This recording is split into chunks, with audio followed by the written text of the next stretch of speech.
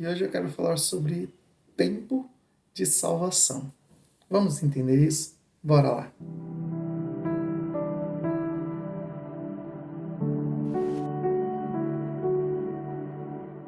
Graças a paz, queridos, bem-vindos ao Devocional Pregai. Nós estamos lendo o livro de Mateus e hoje é dia de lermos os capítulos 19, 20 e 21 da Palavra do Senhor. Amém? E eu quero compartilhar esse texto que é discussão de muitas pessoas. Alguns a favor, outros nem tanto. Mas vamos entender o que o texto diz sobre a salvação e a recompensa da salvação? Bora lá. Mateus, capítulo 20.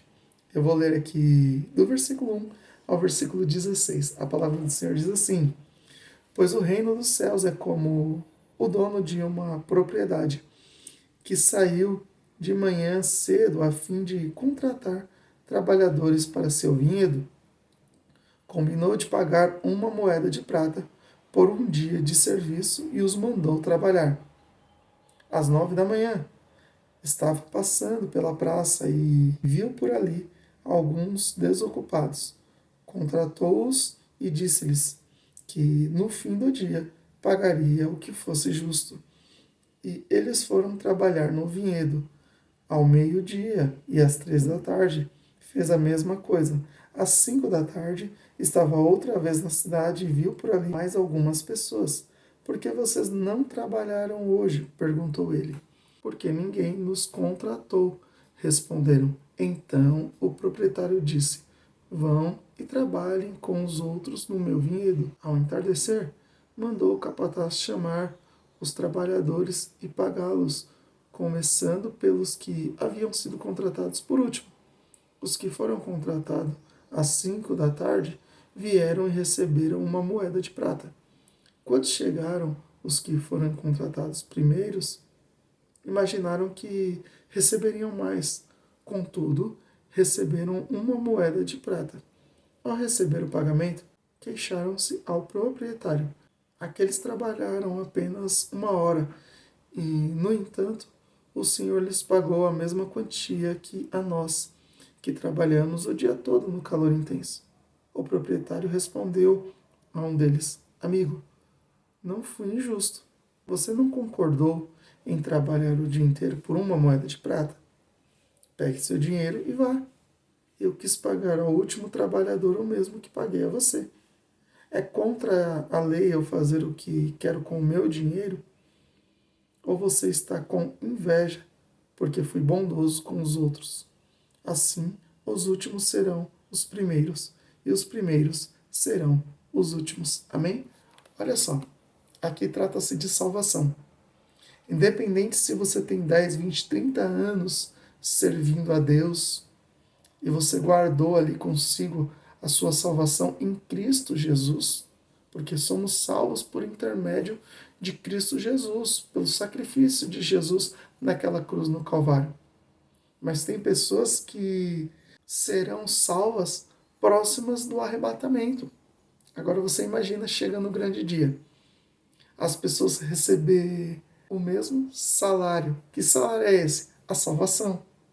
Aqui está simbolizando essa moeda de prata, porque se a gente for olhar logo no começo, o segundo versículo vai dizer: combinou de pagar uma moeda de prata por um dia de serviço e os mandou trabalhar. Então, o combinado era pagar aquela moeda de prata. Independente se trabalhasse 12 horas, se trabalhasse 10 horas, se trabalhassem 8 horas, se trabalhassem 6 horas ou se trabalhassem apenas 1 hora. Mas o combinado era ser pago uma moeda de prata. Este era o combinado. Então entenda isso. O sacrifício de Jesus não foi à toa. O sacrifício de Jesus foi por conta da salvação de todos os povos, de toda a humanidade. Independente se você trabalha para o Senhor 10, 20, 30 anos, como eu disse, ou se você trabalha para o Senhor apenas um dia, ou apenas 1 hora. A salvação é para todo aquele que crê no sacrifício de Jesus, de que Jesus é o Filho unigênito de Deus, que ele tomou sobre si as nossas dores, os nossos pecados, Ele levou. Se você crê nisso e você reconhece, confessa Jesus como seu único e suficiente Salvador, o seu salário é a salvação. E não importa o tempo de trabalho na obra do Senhor, a salvação é para todos. E é interessante o que o Senhor vai falar no final para esses que vieram reclamar. Por acaso você está achando ruim de eu ser bondoso com este também, que chegou agora? E recebeu o seu salário? Ou você está com inveja? Eu me lembro de uma discussão com um irmão, uma conversa, um diálogo que nós estávamos tendo, e ele disse: eu não acho justo.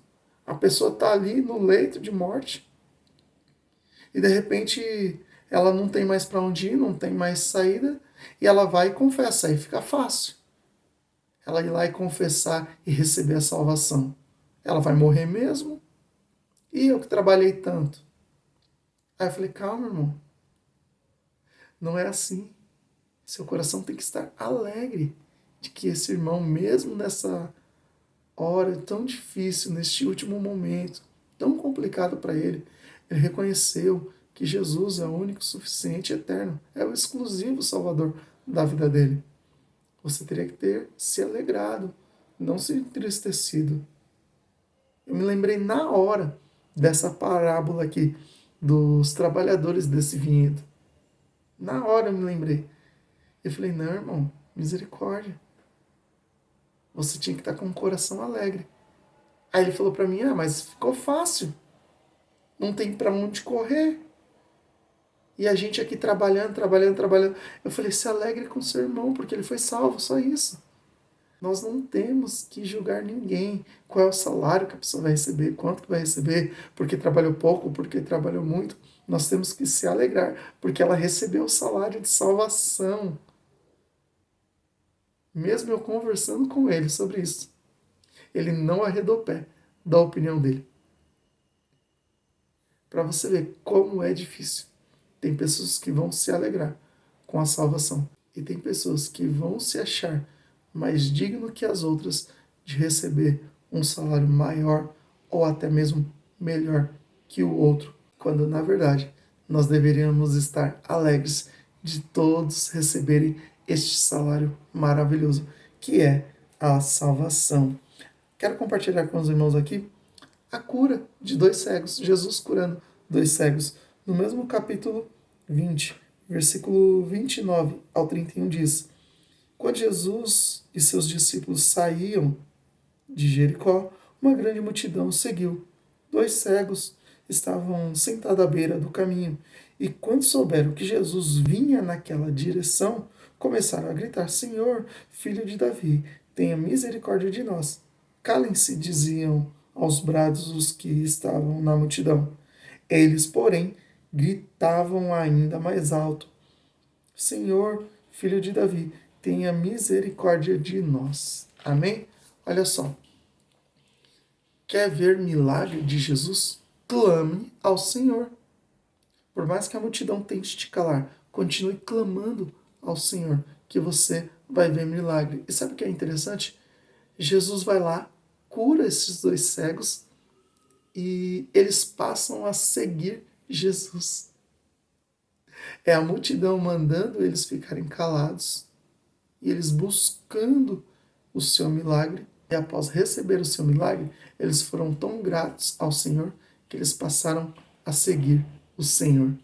Entende como é importante se alegrar com a salvação do irmão? E para finalizar, quero compartilhar da humildade do nosso Senhor Jesus. Olha o que a palavra do Senhor vai dizer no capítulo 21, do versículo 1 ao versículo 5. Quando já se aproximavam de Jerusalém, Jesus e seus discípulos chegaram a Betfagé, no Monte das Oliveiras. Jesus enviou na frente dois discípulos. Vão àquele povoado adiante, disse ele.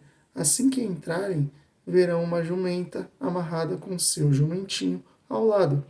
Desamarrem os animais e tragam-nos para mim. Se alguém lhes perguntar: o que estão fazendo? Digam apenas: o Senhor precisa deles. E de imediato a pessoa deixará que vocês os levem. Isso aconteceu para cumprir o que foi dito por meio do profeta. Digam ao povo de Sião: vejam, seu rei se aproxima. Ele é humilde e vem montado num jumentinho, cria de jumenta. Isso está registrado lá no livro de Zacarias, capítulo 9, versículo 9.